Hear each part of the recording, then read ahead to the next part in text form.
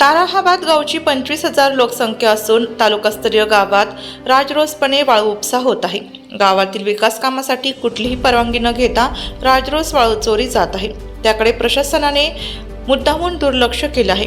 त्यामुळे गावाला तीव्र पाण्याचा टंचाईचा सामना मागील वर्षी करावा लागला। निसर्गाच्या कृपेने यावर्षी मोसम नदीला आलेल्या पुराने मुबलक वाळू वाहून आली, तरी तिच्या जपवणुकीचे काम आता तुमच्या नैतिकतेवर अवलंबून आहे।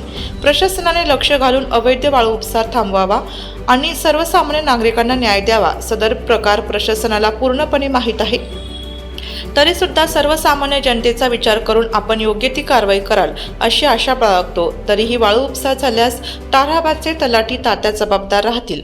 वाळू उपसा बंद न झाल्यास आम्ही शिवसेना पक्षाच्या वतीने तीव्र आंदोलन छेडू, तलाठी कार्यालयात आमरण उपोषण करू व होणाऱ्या परिणामास आपण सर्वस्वी जबाबदार आहाल याची नोंद घ्यावी। पुढील निवेदन राधाकृष्ण विखे पाटील, महसूल मंत्री, जिल्हाधिकारी नाशिक, प्रांताधिकारी बागलाण, तहसीलदार कार्यालय बागलाण, जायखेडा पोलीस स्टेशन व तलाठी ताराहाबाद यांना दिले।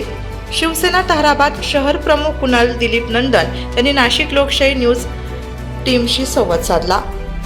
नाशिक लोकशाही न्यूजसाठी हरिकृष्ण भास्कर, ताराहाबाद।